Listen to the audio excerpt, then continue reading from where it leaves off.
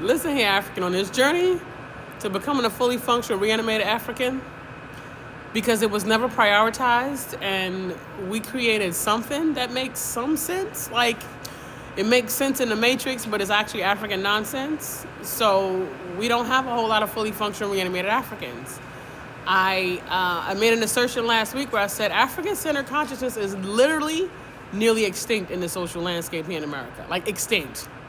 Like, there's a bunch of people that are talking a lot of talk, but it is not African consciousness. It's something, a caricature, some sort of manipulation and appearance of what something that sounds like it makes some sense, but is actually African nonsense because it doesn't hold water.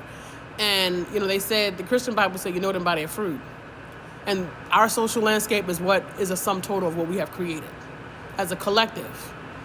Over the past 70 years, we haven't created anything better, and our children are a testament to what we have not done as a collective. But there's something in our society where people refuse to hear information and reprocess and possibly take in a new way of thinking. See, and it says, even your Christian Bible says only a fool rejects knowledge. It's a fact that we're not doing good as we should be doing, according to where someone said, black man asked me, so you don't think that we're doing better? This black man, who had gone to an HBCU, who, is a part of the groups and the affiliations and had this space. And he says, so you don't think black people are doing better than they were in Jim Crow South?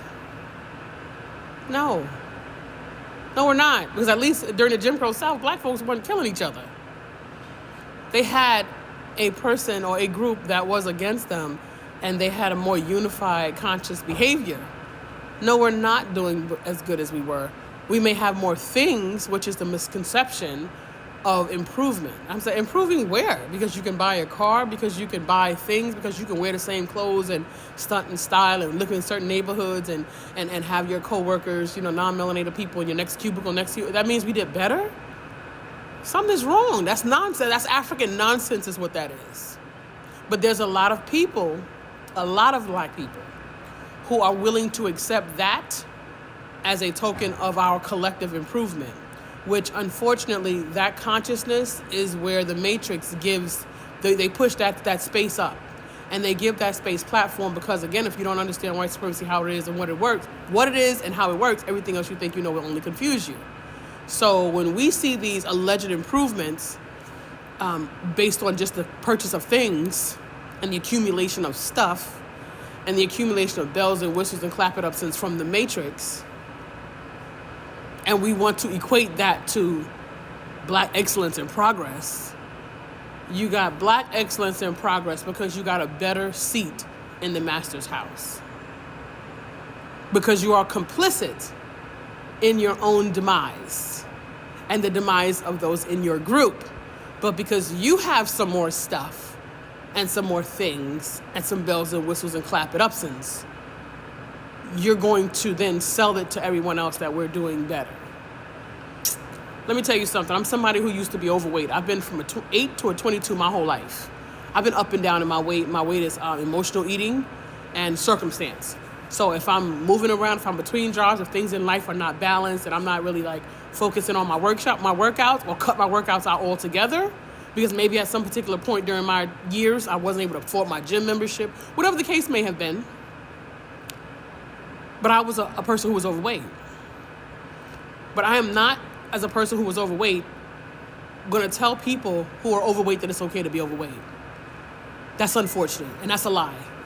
And they did that over the past 10 years. And they use a lot of these overweight women because all of the companies that you buy that bad food from that makes you overweight, all of the circumstances that cause you to emotionally eat, all of the chemicals that are in your food that causes you to become an addict, all of those companies are federally traded. And they pay their stockholders every quarter. So they got marketers, people with heads, like talking heads, and artists and dancers, to propagate this narrative that it's okay to be a big girl, no fat shaming. As someone who was considered morbidly obese, because my BMI at the highest point was 42.5, who was pre-diabetic and on high blood pressure medication. There's no part of the game where telling people that it is unhealthy to be overweight just because I happen to still be on the journey. African, that's immaturity. That is a lack of compassion, and that demonstrates that you have not evolved your wisdom to be able to posture yourself in a position where you give love to other people despite the fact that you are still on your journey. I have people all the time who have been over the course of my entire life who try to slight me or throw, you know those little shady jokes that are those little shady comments that are masked in jokes, right? And I don't change my energy because you don't have the power to do that, right? But guess what? They're trying to shrink me because they're not big enough, because I'm too big for their illusion of themselves. It's an illusion. My energy is what I'm telling you, African, is possible.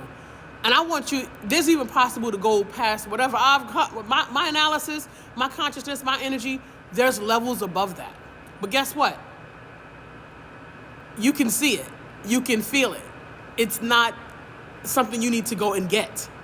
A blind man can see it. I'm here to tell you. A blind man can feel it. So you can't fake it. And that's really what pisses them off. Because there's a narrative about fully functional reanimated African consciousness, because if you don't understand white supremacy, what it is and how it works, which is why you have not prioritized gaining an African-centered consciousness. I don't focus on other men, those men. I focus on, even though you've been beat down, bogged down, the world has been on your shoulders, African, what are you doing to impact your situation? Point blank, period. If that makes you anxious and nervous and upset and agitated, that's your business.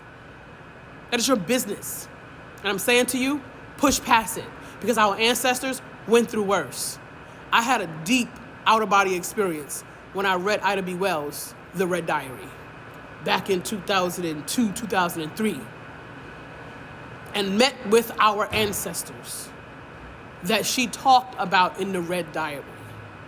And I'm here to tell you, it was in that moment that I discovered that I had the power to make it through, even though I was in some really horrific, emotionally tiring and exhausting and spiritually draining experiences that I've been going through with family, friend, partner, community, work, because I'm living this work now. I'm living this work. I behave in the function with this work, right? Because we can't trust each other, I'm someone who is trustworthy.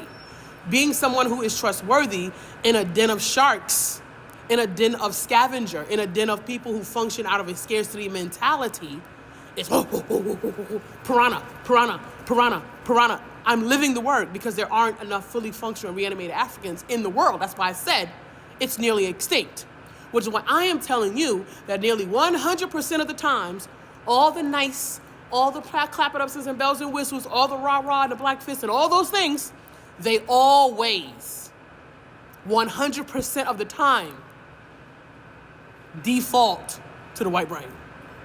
Every time.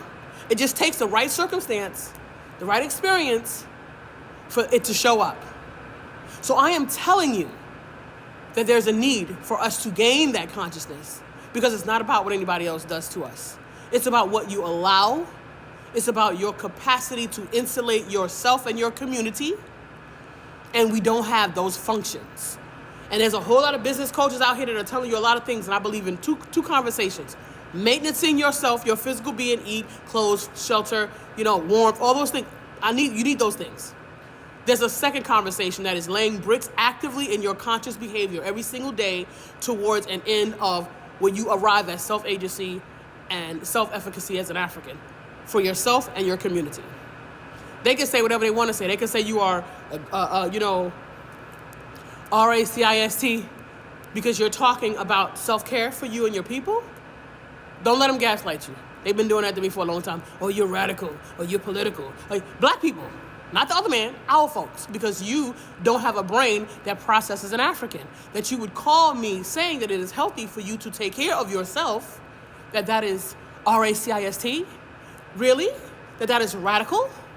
Listen, African, I see you. Sao Bona. The divine in me honors and respects the divine in you. We are here or stand for the ascending of the African soul and the opening of the African spirit, because I believe that is the formula that will get Africans on track for better and for true African excellence. Peace and